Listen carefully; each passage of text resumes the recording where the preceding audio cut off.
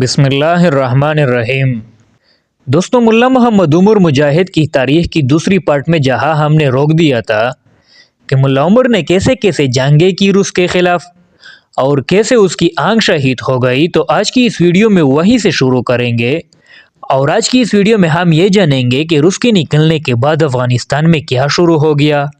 ملا عمر کیسے میدان میں واپس آ گئے، اور آخر میں یہ کہ کابل کیسے فتح ہو گیا اور اسلامی نظام شروع ہو گیا۔ آپ یہ جان کر حیران رہ جائیں گے کہ ملا محمد عمر نے حضور نبی کریم صلی اللہ علیہ وآلہ وسلم کی ایک حدیث پر عمل کیا اور اللہ تعالیٰ کی نصرت سے پھر عالم اسلام کو ایک خالص اسلامی ملک مل گیا۔ اور وہ حدیث یہ ہے، صحیح مسلم شریف کی حدیث ہے کہ حضور صلی اللہ علیہ وسلم نے فرمایا کہ جب آپ کوئی برائی دیکھ لو تو اس کو ہاتھ سے روک لو، اگر یہ نہیں کر سکتے تو زبان سے روکنے کی کوشش کرو، اور اگر یہ بھی نہیں کر سکتے تو دل میں اس برائی کو برا سمجھو،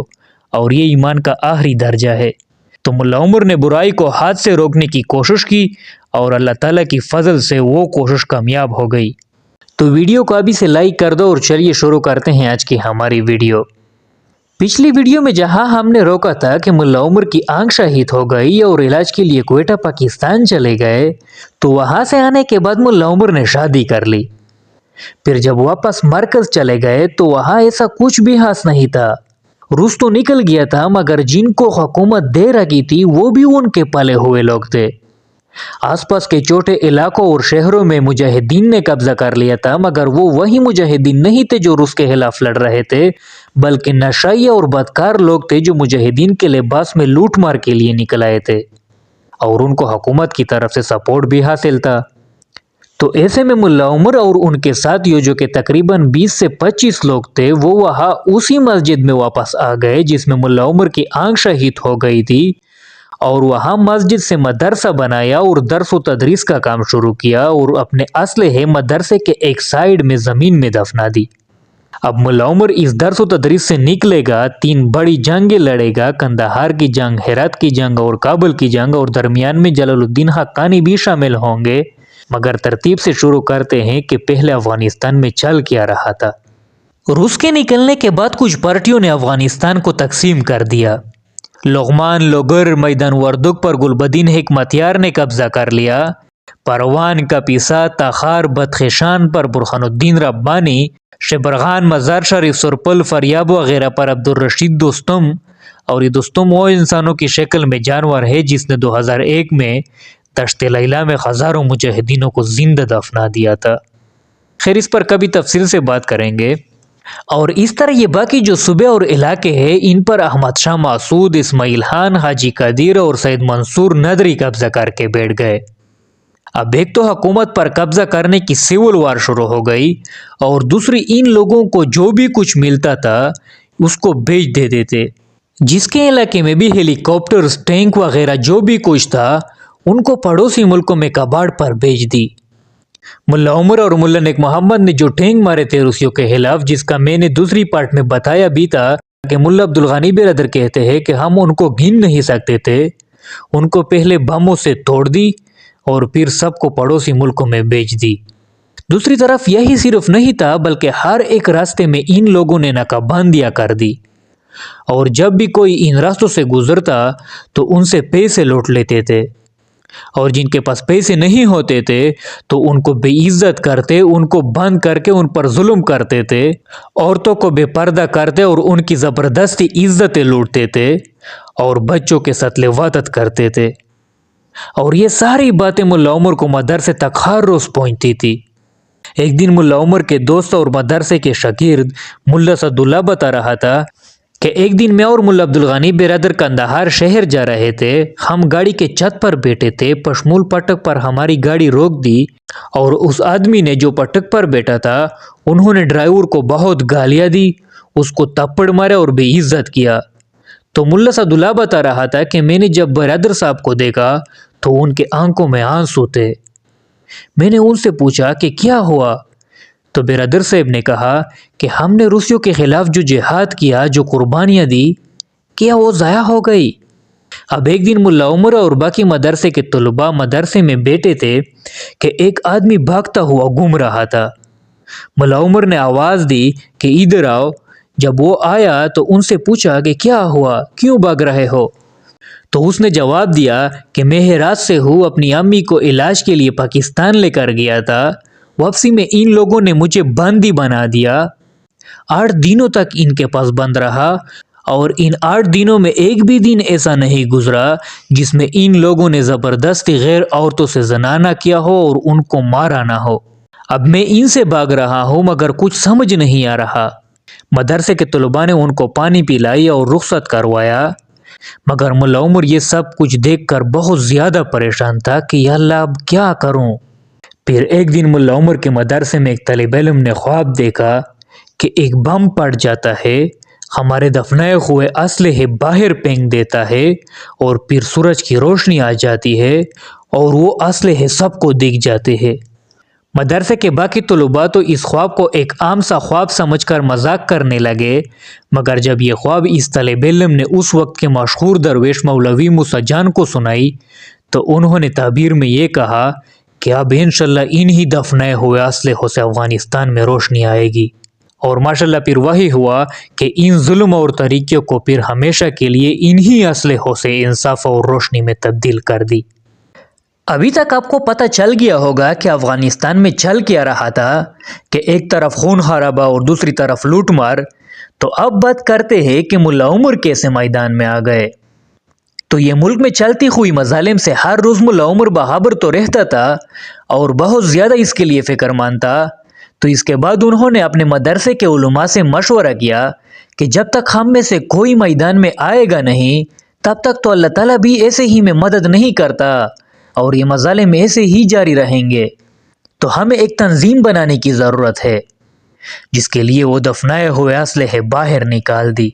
اور ملا عمر پھر سارا دن آس پاس کے سارے مدرسوں میں گئے اور طلباء کو اپنا پیغام دیا کہ ہم نے ان مظالم کے خلاف جہاد کرنا ہے، اور اس طرح کرنا ہے جیسے یہ لوگ برائی کے لیے 24 گھنٹے کام کرتے ہیں، ہم نے اچائی کے لیے 24 گھنٹے کام کرنا ہے،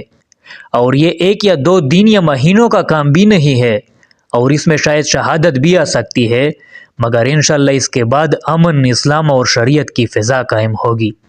تو اب جو بھی طالب علم تیار ہے وہ ہمارے ساتھ نام لکھ سکتے ہیں۔ ملا عمر کی اس کوشش میں اکثر طلباء نے یہ کہا کہ ہم ہر جمعے ہی آ سکتے ہیں، باقی ہماری پڑھائی ہے، مگر ان سب میں 53 طلباء نے کہا کہ ہم کل صبح تک آپ کے مدرسے میں آ جائیں گے۔ پھر رات کو ملا عمر کے ایک طالب علم نے خواب دیکھا کہ صبح کی نماز کے لیے ہمارے مدرسے میں فرشتوں کی قطاریں آئی ہوئی تھی، پورا مدرسہ ان کے نور سے روشن تھا،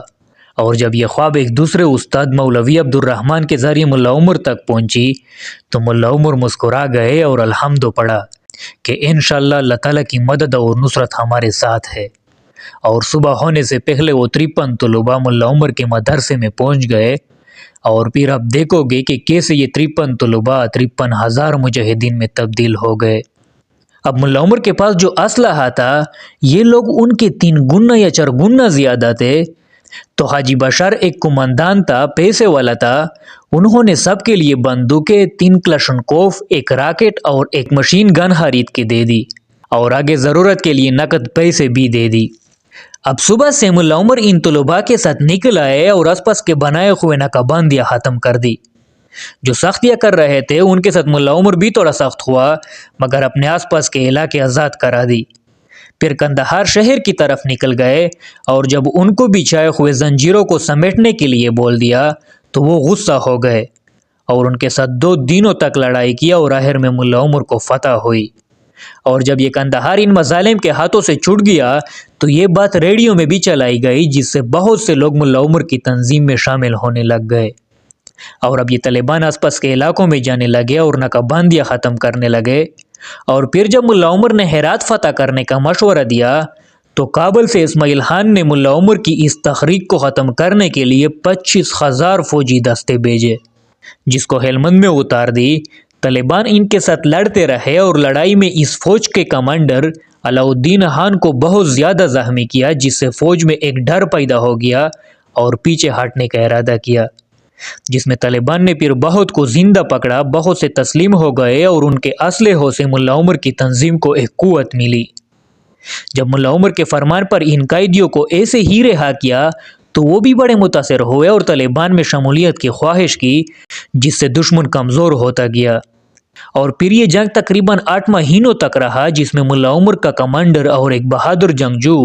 ملا محمد اخند بھی شہید ہوئے،